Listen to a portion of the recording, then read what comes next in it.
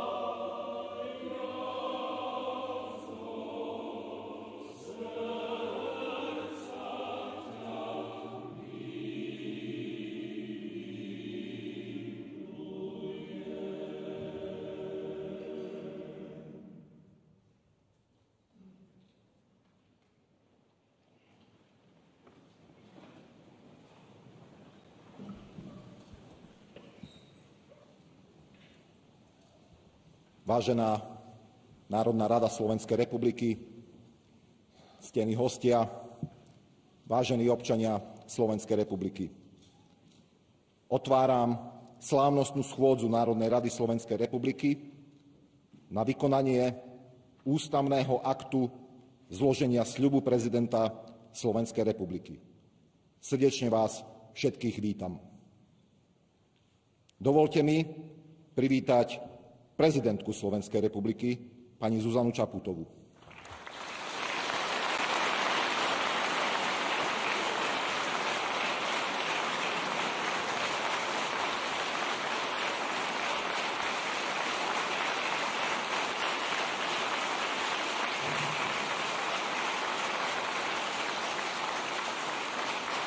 V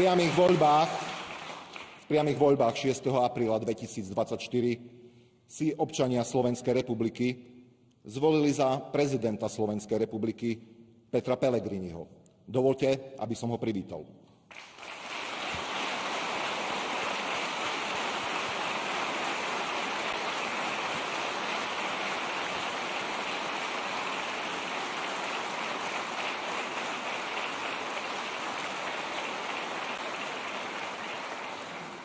Srdečne medzi nami vítam aj prezidentov Slovenskej republiky Rudolfa Schustera, Ivana Gašparoviča a Andreja Kisku.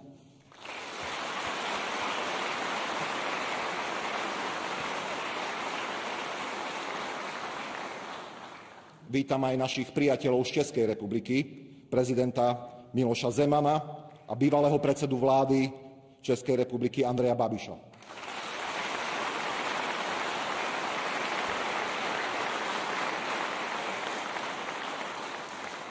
Vítam predsedu Ústavného súdu Slovenskej republiky, pána Ivana Fiačana.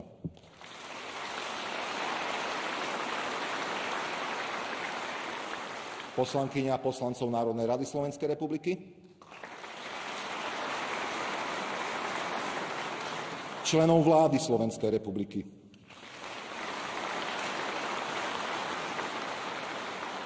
Vítam aj zástupcov diplomatického zboru a zastupiteľských misií na Slovensku.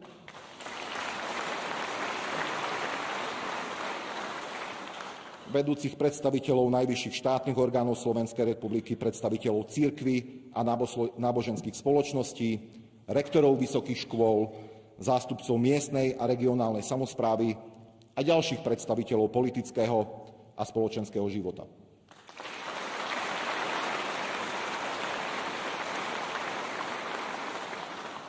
Srdečne vítam aj osobných hostí zvoleného prezidenta Slovenskej republiky, pána Petra Pellegriniho.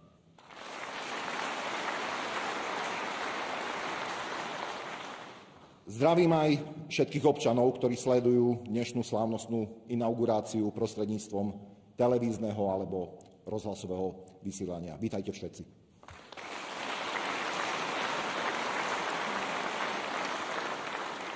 Vážené dámy a páni, táto slávnostná schôdza Národnej rady Slovenskej republiky a inaugurácia prezidenta patrí medzi historické chvíle.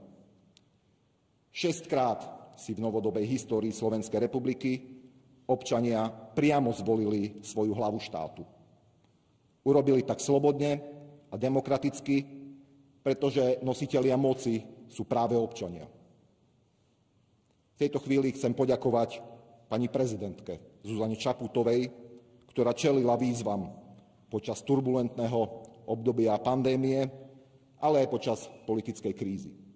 Ako prvá žena v histórii v pozícii hlavy štátu reprezentovala Slovensko doma aj v zahraničí vždy slušne a dôstojne.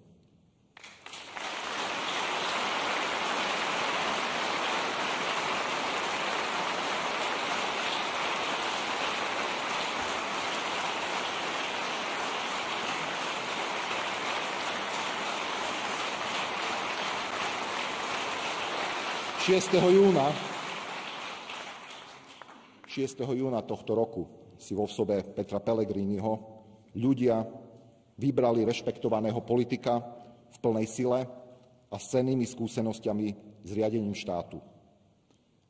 Opakovane preukázal schopnosť zvládať ťažké krízové situácie a dlhodobo požíva vysokú mieru dôvery ľudí a občanov.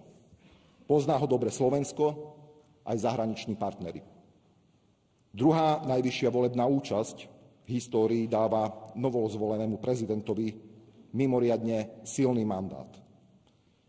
Dnes tu stojím ako predstaviteľ zákonodárnej moci, zástupca slovenského parlamentu, jedného z pilierov demokracie. Verím, že sa nám spolu s pánom novozvoleným prezidentom podarí od prvej chvíle vybudovať konštruktívny vzťah a vzájomný rešpekt, ktorý prispeje k budovaniu slovenskej demokracie, štátnosti a bude na prospech života ľudí na Slovensku. Hlava štátu má stáť nad súbojom politických rivalov, byť tu pre všetkých občanov bez rozdielu a spoločnosť má spájať. Teraz sa nachádzame v ťažkom období, keď celé Slovensko naliehavo potrebuje spájanie, zmierenie, rozvahu a pokoj. Potrebujeme konštruktívnu spoluprácu inštitúcií. Je to veľká výzva a záväzok zároveň. Budovanie štátnosti je proces a verím, že nasledujúce obdobie k tomu výrazne prispeje. Dnes, tento výnimočný okamih slávnostnej schôdze Národnej rady Slovenskej republiky, vyslovujem presvedčenie, že výzvy, pred ktorými ako štát a národ stojíme, či už na domácej alebo zahraničnej politickej scéne, tieto výzvy zvládneme. Ľudia nám vo voľbách dali svoju dôveru a ja verím, že ju nesklameme. Vážení hostia, teraz pristúpime k zloženiu sľubu prezidenta Slovenskej republiky. Vážený pán Peter Pellegrini, podľa článku 104 odseku 1 Ústavy Slovenskej republiky zložením ústavou predpísaného sľubu pred Národnou radou Slovenskej republiky do rúk predsedu Ústavného súdu Slovenskej republiky sa ujmete funkcie prezidenta Slovenskej republiky na obdobie 5 rokov. Prosím vás, zvolený prezident Slovenskej republiky, pán Peter Pellegrini, aby ste spolu s predsedom Ústavného súdu Slovenskej republiky, pánom Ivanom Fiačanom, pristúpili k stolu s Ústavou Slovenskej republiky, kde sa uskutoční zloženie sľubu.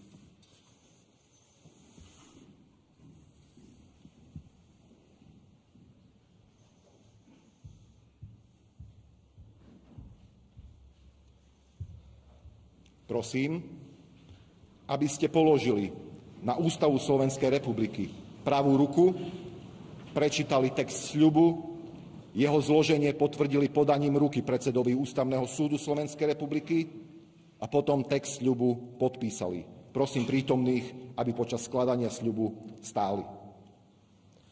Sľubujem na svoju česť a svedomie vernosť Slovenskej republike. Budem dbať o blaho slovenského národa, národnostných menšín a etnických skupín žijúcich v Slovenskej republike.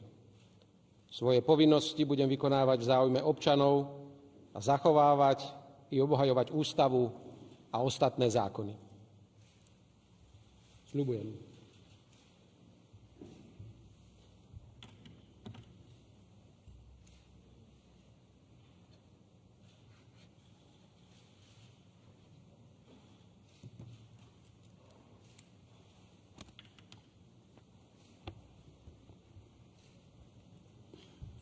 Vážená Národná rada Slovenskej republiky, eminencie, excelencie, vzácni hostia.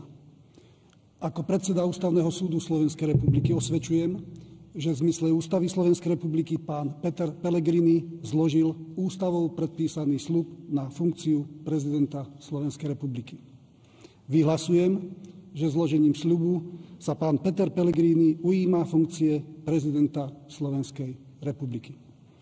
Zároveň na základe zákona o vyznamenaniach Slovenskej republiky odovzdávam pánovi prezidentovi Petrovi Pellegrinimu najvyššie triedy všetkých štátnych vyznamenaní, rad Andreja Hlinku, rad Ľudovita Štúra, kríž Milana Rastislava Štefánika a Pribinov kríž.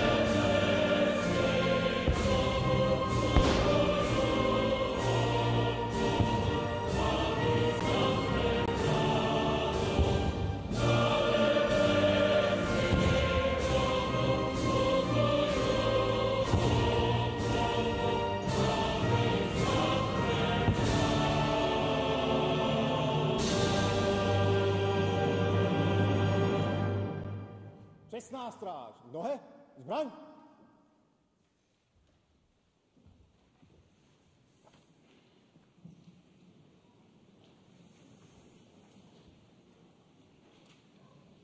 Vážený pán prezident, zložením sľubu ste sa ujali funkcie prezidenta Slovenskej republiky. V mene Národnej rady Slovenskej republiky aj v mene svojom vám úprimne a srdečne blahoželám a prajem vám veľa zdravia, úspechov a mnoho síl pri vykonávaní funkcie hlavy štátu v prospech Slovenskej republiky a jej občanov. Vážený pán prezident, dovolujem si vás teraz požiadať, aby ste poprvýkrát vo funkcii hlavy štátu vystúpili pred Národnou radou Slovenskej republiky a občanmi Slovenskej republiky a predniesli inauguračný prejav. Nech sa páči, pán prezident.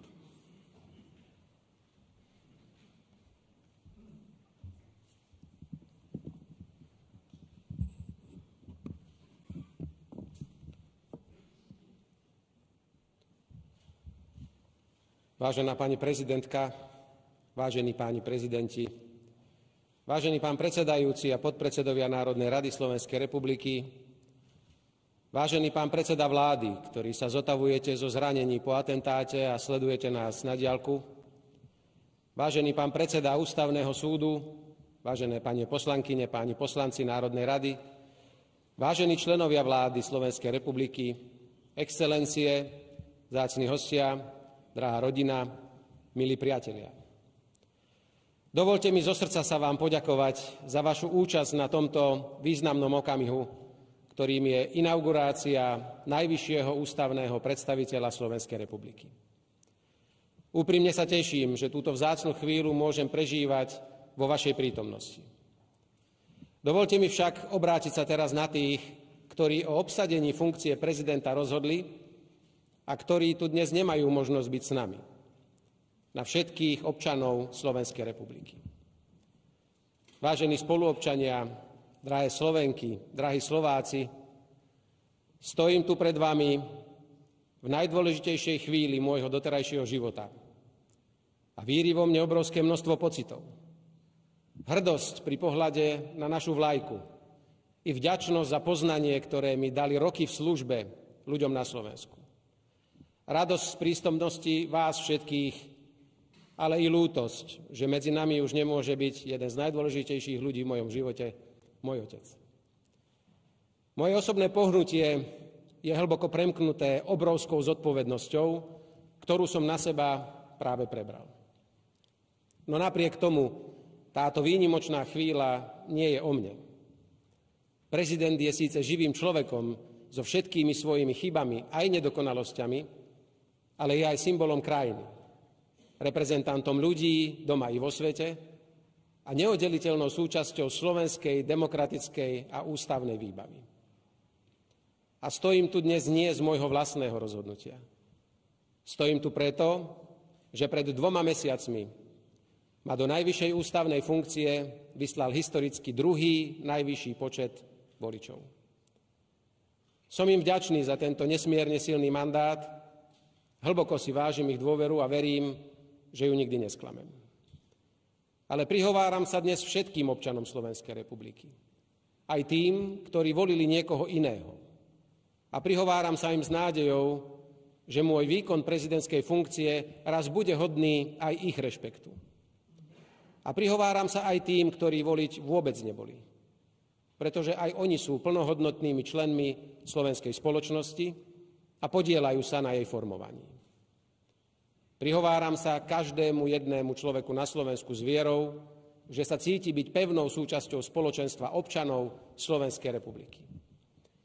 Prihováram sa mu, aby vedel, že chcem byť aj jeho prezidentom. Je obvyklou výbavou hlavy štátu, že svoj úrad preberá s takýmto sľubom. No som presvedčený, že ešte nikdy doteraz nebol tento sľub taký dôležitý. Pretože žijeme v nesmierne ťažkých časoch, kedy sa rúcajú naše dlhodobé istoty a mnoho ľudí má pocit, že ich svet sa prevrátil na ruby. A ich život je viac ako inokedy plný negatívnych emócií, ktoré ho žiaľ robia horším ako doposiaľ. V posledných rokoch som niekoľkokrát prešiel celým Slovenskom, od Malaciek až po Medzibalaborce, od Oravskej Polhory až po Komárno. A videl som v očiach tisícov slovenských ľudí mnoho dobra a nádeje. Ale videl som v ich očiach aj veľa strachu, frustrácie a niekedy aj hnevu. Ale prosím, neviňme ľudí za ich pocity. Majme pochopenie nielen pre názory odborníkov a elít, ale aj pre toho známeho Jozefa Maka, človeka milión. Život takýchto ľudí bol dlhé roky obklopený istotami, ktoré tvorili pevné opory ich vonkajšieho aj vnútorného sveta. A zrazu sú tieto istoty preč. Preč je istota mieru, ktorý bol dlhé 10 ročia úplnou samozrejmosťou. Prestali sme si vážiť jeho nesmiernu hodnotu, pretože vojna bola pre nás len pojmom z učebníc dejepisu.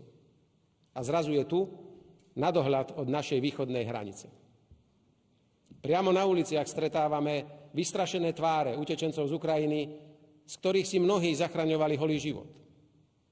V duchu našej tradičnej pohostinnosti sme ponúkli večeru, nocľah i pomocnú ruku. Ale ich vystrašený pohľad, plný zúfalstva a nekonečnej tragédie, v nás zničil istotu, že vojnu budeme poznať navždy iba z rozprávania našich starých otcov. Istotou mnohých ľudí bolo aj presvedčenie, že reálny svet je ten, ktorý každý vidí zo svojho okna, svojho domu. Môže ho ovoňať či ohmatať, ľudia v ňom sú živí, on ich pozná aj po mene. A zrazu čelí realite nového, virtuálneho sveta, v ktorom jeho deti či vnuci žijú častejšie ako v tom reálnom. A v tomto digitálnom svete neplatia skutočné pravidlá, neplatí sa skutočnými peniazmi, nevytvárajú sa skutočné hodnoty a hlavne v ňom neplatia stáročiami overené pravdy, pretože dnes ako keby každý mal nárok na tú svoju. Celé generácie ľudí v sebe nosili aj istotu, že o ich životnom úspechu rozhodne predovšetkým ich poctivá práca, že budú každý deň chodiť do svojej fabriky, zdokonalovať svoje remeslo, odovzdávať zo seba to najlepšie v školách či nemocniciach a ich život sa bude trvalo zlepšovať. A zrazu mnohé ich zručnosti alebo poznatky nestačia, pretože sa v prudko meniacom svete stávajú nepotrebnými. Nož a poslednou ranou do zmätku v mnohých hlavách bola udalosť pred niekoľkých týždňov, ktorá v našej modernej histórii nemá obdobu. 10 ročia sme žili v presvedčení, že moderné Slovensko dokáže všetky svoje krízy vyriešiť demokratickou a ústavnou cestou. Veď sme po sebe nestrieľali ani v čase, kedy padal starý režim. A aj túto zmenu sme v historických knihách vydali v zamatovej edícii. Každý jeden politický problém sa napokon vyriešil vo volebných miestnostiach. A o každom rozhodol vždy jediný sudca, jediný nositeľ moci, občan Slovenskej republiky. A zrazu sa nám pred očami donekonečna odohrávajú spomalené zábery, ako predseda legitímnej a demokratickej slovenskej vlády padá na zem pod guľkami atentátnika, ktoré len o vlas míňajú jeho životne dôležité orgány. A spolu so zdravím premiéra ukončujú aj našu istotu, že niečo podobné sa na Slovensku nikdy nestane. Nečudujem sa žiadnemu človeku, u ktorého búranie týchto istôt vyvoláva zmätok, frustráciu či zúfalstvo. A nečudujem sa ani hnevu, ktorý vyvolávajú skutočné či domnelé krivdy. Príliš veľa istôt bolo zborených, príliš veľa krivd a nenávisti sa zrodilo. Pandémia covidu, okrem mnohých ľudských životov, ukončila aj presvedčenie, že svet sa už bude vyvíjať iba k lepšiemu a každá nová generácia bude žiť lepšie ako tá predchádzajúca. Po smrtiacom víruse sa objavila energetická kríza, potom hospodárske problémy a napokon vojna plná ľudského utrpenia. Veľa zlého prišlo v posledných rokoch na Slovensko aj spoza jeho hraníc. Keď sa živé tvory ocitnú vo vonkajšom ohrození, inštinktívne sa zomknú, aby lepšie čelili nebezpečenstvu. Nám sa žiaľ zomknúť nepodarilo. Už niekoľko rokov upozorňujem na to, že Slovensko je rozdelené vysokým mentálnym múrom, spoza ktorého na seba pokrikujú dve oddelené skupiny spoločnosti. A dnes je tento múr, žiaľ, už pokropený aj krvou. A ak k nej už nikdy nemá pribudnúť ďalšia, musíme ten múr spoločne zbúrať. pretože sme jeden národ, jedno spoločenstvo, jedno Slovensko. V súdržnosti oveľa lepšie zvládneme všetky ťažké výzvy, ktoré nás čakajú. A naša história ukazuje, že sa to dá. Spomeňme si, ako kedysi vierou rozdelené Slovensko 19.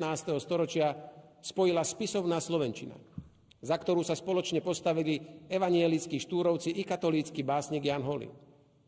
Spomeňme si, ako sa vďaka dohode a konsenzu zrodilo Československo. Prvý demokratický životný priestor pre slovenský národ. A nie len vďaka dohode slovenského velikána Milana Rastislava Štefánika s pánmi Masarykom a Benešom, ale aj vďaka konsenzu všetkých reprezentantov slovenského národa na Martinskom zhromaždení a v Martinskej deklarácii. Spomeňme si, ako v Slovenskom národnom povstaní bok po boku bojovali proti okupantom starí i mladí, muži i ženy, komunisti s občianskymi i sociálnymi demokratmi, Slováci s mnohými inými národmi. A v tomto spojení proti fašizmu boli 10 000 ľudí ochotných obetovať svoje životy za našu slobodu. Spomeňme si, ako sme sa spoločne nadchli myšlienkou socializmu s ľudskou tvárou a odmietli jeho smrť pod pásmi cudzích tankov. Ako sme spoločne vítali novembrové zmeny v nádeji na lepší, slobodnejší a dôstojnejší život. A ako sme sa vďaka ľudskému a spoločenskému konsenzu stali napokon hrdým a zvrchovaným štátom a neskôr aj suverénnou členskou krajinou Európskej únie a Severoatlantickej aliancie. Sú to vzácne príklady toho, čo súrne potrebujeme aj dnes. Súdržnosť, jednotu a spoločný ťah na bránu. Potrebujeme si z našej histórie a jej osobnosti vybrať to najlepšie. Potrebujeme súdržnosť troch svetoplukových prútov. Potrebujeme vieru Cyrila a Metoda. Potrebujeme básne Andreja Sládkoviča i vizionárstvo Ľudovíta Štúra. Potrebujeme aj telegrafické spojenie Jozefa Murgaša i energiu turbín Aurela Stodolu. Potrebujeme diplomáciu a odvahu Milana Rastislava Štefánika, ale aj ľudskosť Alexandra Dubčeka. Ak sa budeme inšpirovať tým, čo sa nám už v minulosti podarilo, budeme schopní nielen súťažiť s najvyspelejšími štátmi sveta, ale byť v tejto súťaži aj úspešní. Ale prosím, nepomýlme si cieľ s prostriedkom.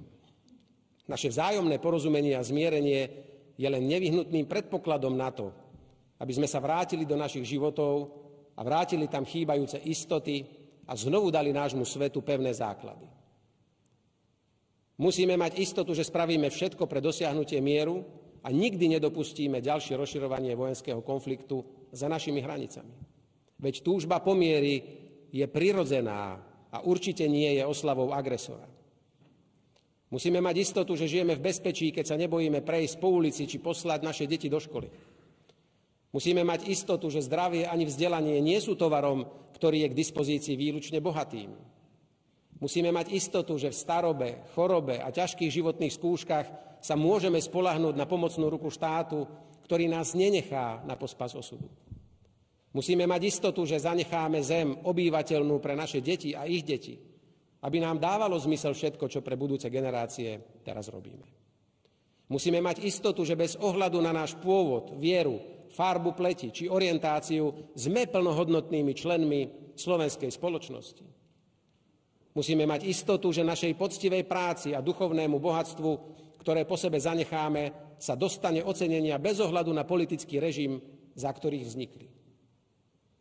Všetky tieto istoty sa môžu stať novými pevnými základmi našich životov a dať im oporu, ktorá dnes mnohým ľuďom na Slovensku chýba. Vážené dámy, vážení páni, celé roky hovorím o potrebe zmierenia a jednoty. A roky dostávam otázky, na čom sa takáto národná súdržnosť dá vybudovať. A roky na ne odpovedám, že naše spájanie musí byť za niečo a nie proti niečomu alebo proti niekomu. Môžeme sa spojiť pre spoločnú prácu na úlohách, ktoré som pred chvíľkou vymenoval. Ale môžeme sa pokúsiť nájsť ešte silnejší tmel. Spoločné hodnoty, ktoré nám dajú kompas vo chvíli, keď dočasne stratíme náš smer. Vybudovali sme štát na zelenej lúke. Sú to jeho základy, jeho betón, jeho hardware. Sú to veci pevné, ale pevnosť bez života nestačí. Každé základy potrebujú múry a strechu. Každý betón potrebuje oživiť zeleňou a každý hardware potrebuje aj svoj software.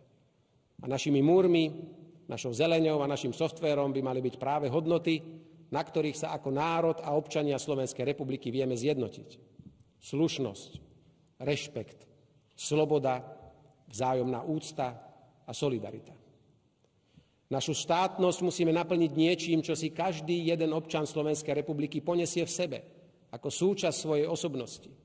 Niečím, čo aj mladých ľudí po absolvovaní štúdia presvedčí vrátiť sa späť a čo aj Slovákov v zahraničí núti ostať vo svojom srdci Slovákmi. Pre mňa ako nového prezidenta sú tieto hodnoty jasné a veľmi jednoduché. Štát, národ, rodina a človek. V duchu svojho dlhodobého politického presvedčenia hovorím o silnom štáte, ktorý je pre svojich občanov vždy pomocou a službou, nikdy nie bremenom.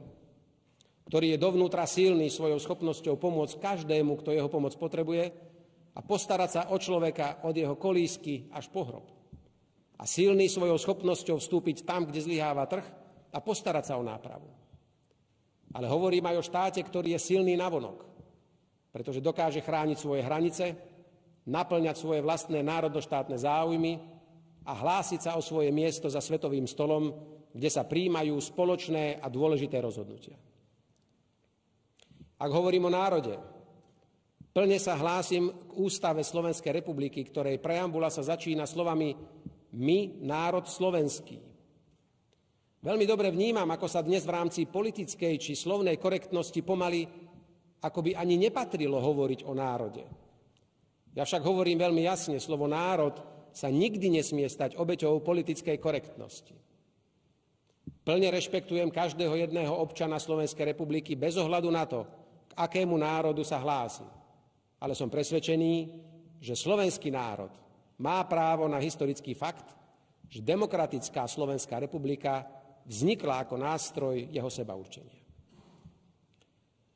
Ak hovorím o rodine, hovorím o skutočnej základnej bunke slovenskej spoločnosti. A jej základnou hodnotou by nemali byť vonkajšie znaky, ale hlavne znaky vnútorné.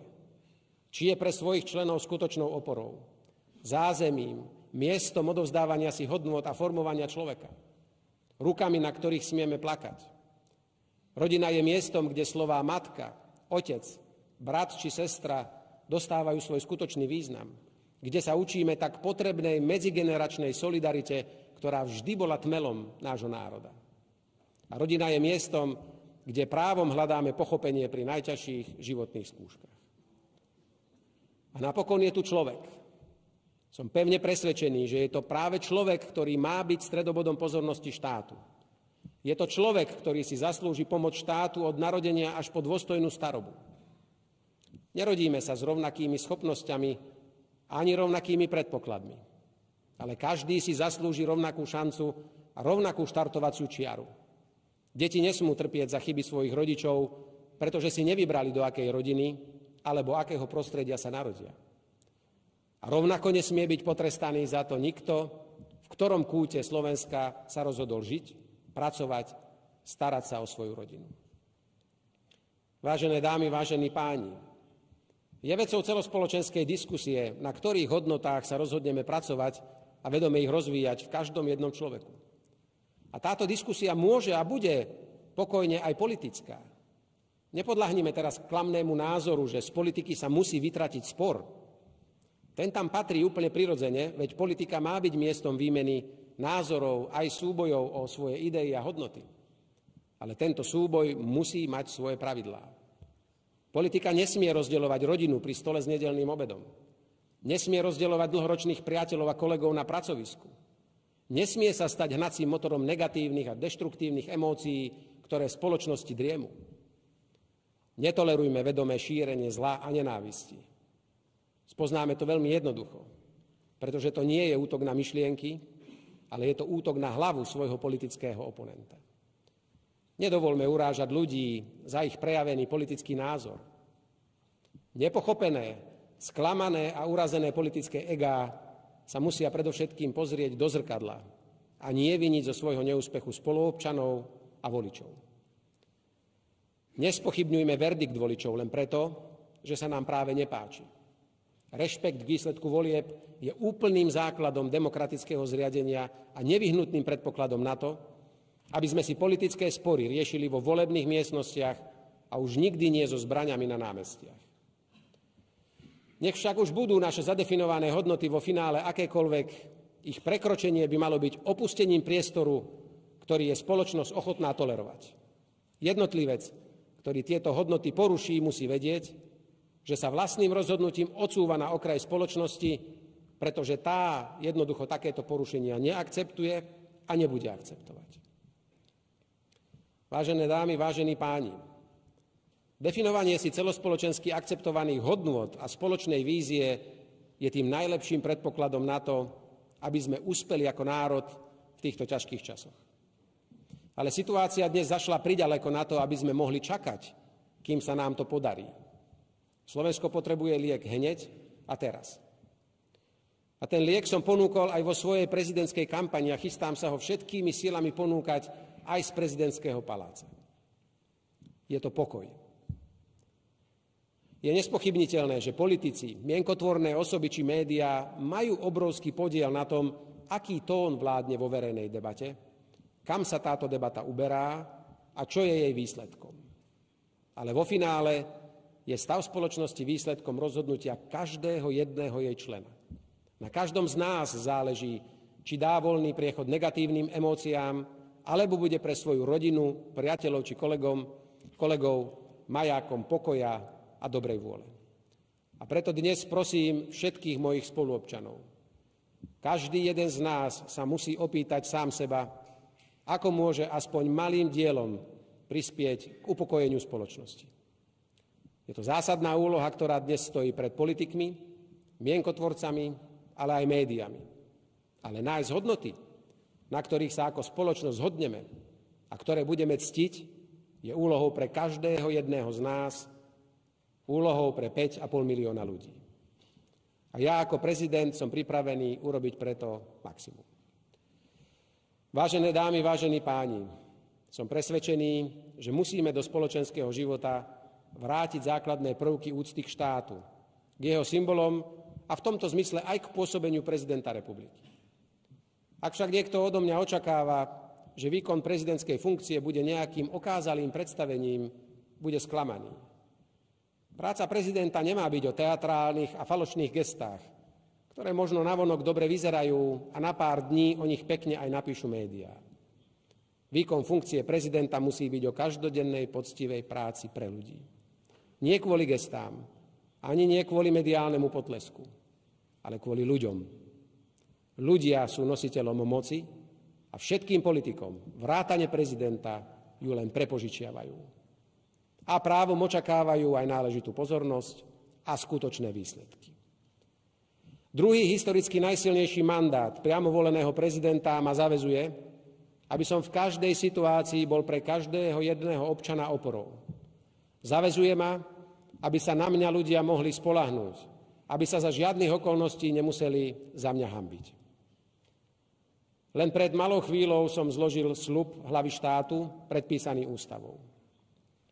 Je mimoriadne stručný, aby obsiahol to najdôležitejšie. Ale môj osobný sľub prezidenta vám, občanom Slovenskej republiky, je predsa len o trochu širší. Chcem vám slúbiť, že budem spájať Slovensko, na ktorom spoločne žijú ľudia rôznych národností, vierovyznania, svetonázoru, orientácie či rasy. Budem hľadať cesty, ako dať všetkým ľuďom pocit súdržného spoločenstva, ktoré dokáže ťahať za jeden povraz a posúva svoju vlast k lepšej budúcnosti. Národno-štátne záujmy Slovenskej republiky budú pre mňa dôležitejšie ako potlesk celebrít, oslavovanie médií či pochvala od svetových lídrov. Sebavedomé a hrdé Slovensko, ľudia, národ a štát budú u mňa vždy na prvom mieste. Slovensko je, bolo a ostane pevnou súčasťou Európskej únie i Severoatlantickej aliancie. Ale nebude sa v nich nikdy báť hovoriť svojim suverénnym hlasom. Budem pracovať aj na zdravých vzťahoch so všetkými našimi susedmi. S českým národom sme prepojení doslova rodinnými väzbami. S úctou hľadíme na Poľsko, ktoré dalo svetu veľkého pápeža. V Rakúsku nikdy nezabudneme, že bolo pre mnohých ľudí útočiskom v čase neslobody a s Maďarskom sme stáročia kráčali spoločnými dejinami. A Ukrajine chceme pomôcť, aby sa mohla tešiť zo spravodlivého mieru a následnej obnovy. Budem sa usilovať o vytvorenie silného a starostlivého štátu, ktorého centrom pozornosti je človek od narodenia až po jeho dôstojnú starobu. Štátu, ktorý stojí na princípe sociálnej spravodlivosti a ktorý dokáže pomôcť všetkým, ktorí jeho pomoc potrebujú. Budem sa usilovať o politiku, v ktorej panuje základná kultúra, úcta a dôstojnosť.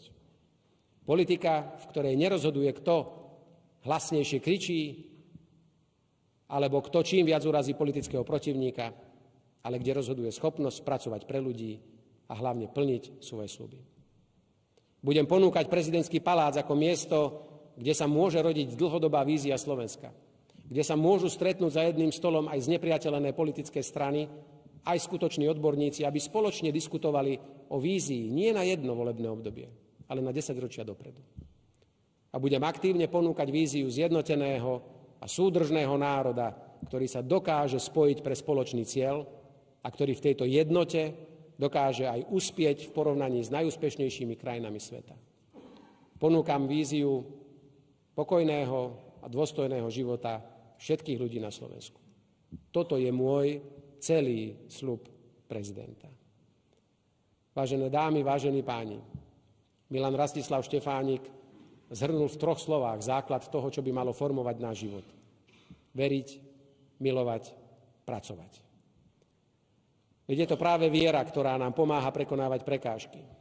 Je to láska, ktorá dáva nášmu životu zmysel a je to práca, ktorou sa o plody svojho života delíme s ostatnými a vďaka ktorej sa posúvame vpred.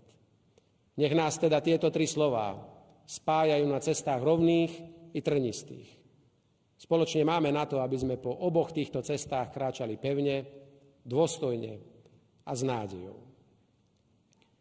Milí spoluobčania, poznám vás, slovenských ľudí, a mám vás úprimne rád.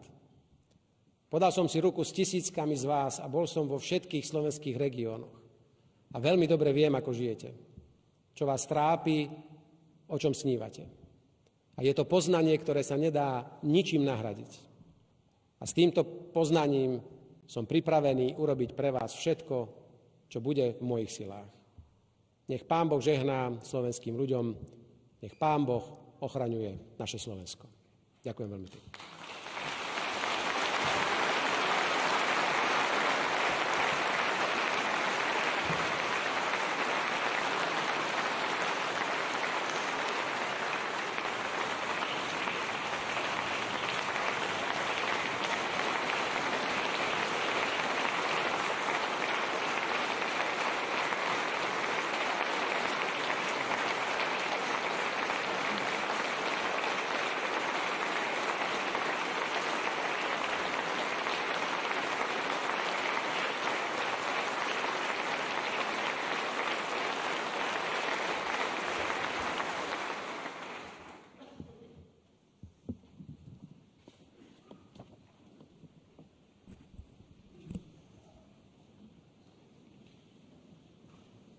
Ďakujem prezidentovi Slovenskej republiky za jeho inauguračný prejav. Vážený pán prezident, želám vám veľa síl a energie pri naplňaní vašej neľahkej politickej misie a obhajobe národno-štátnych záujmov aj v spolupráci s Národnou radou Slovenskej republiky a vládou Slovenskej republiky. Vážené pani poslankyne, vážení pani poslanci, vážení členovia vlády, vážený pán predseda Ústavného súdu, ctení hostia, chcem sa vám všetkým poďakovať za účasť a samozrejme aj občanom na Slovensku, ktorí sledovali zasadnutie slávnostnej schôdze pri obrazovkách alebo rozhlasových príjimačoch. Chcem všetkým poďakovať za pozornosť. Vyhlasujem slávnostnú schôdzu Národnej rady Slovenskej republiky za skončenú. Želám vám pekný deň.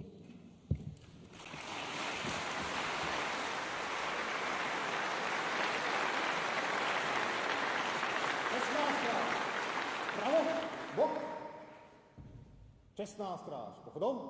Chod.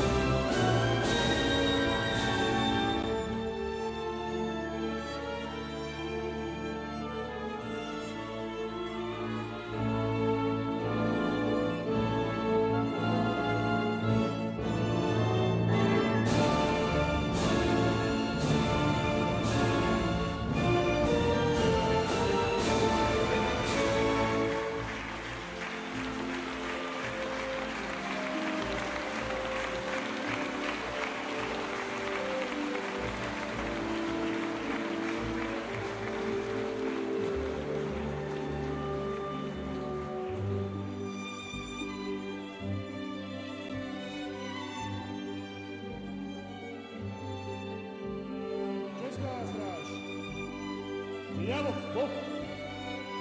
Smettiamo, no, hop.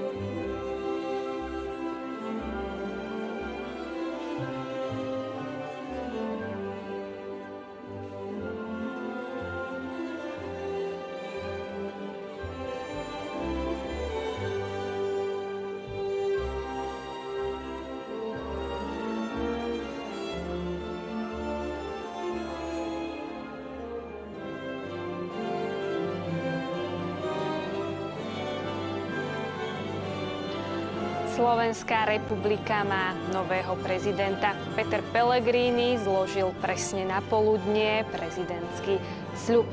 Všetko ste mohli sledovať naživo na slávnostnej schôdze Národnej rady Slovenskej republiky. Postupne odchádzajú z reduty, teda z budovy Slovenskej filharmónie, hostia, ktorí sa zúčastnili tejto slávnostnej schôdze. Okrem bývalých prezidentov, samozrejme predsedu Ústavného súdu, boli pozvaní poslanci Národnej rady, ale aj osobní priatelia prezidenta Petra Pellegriniho.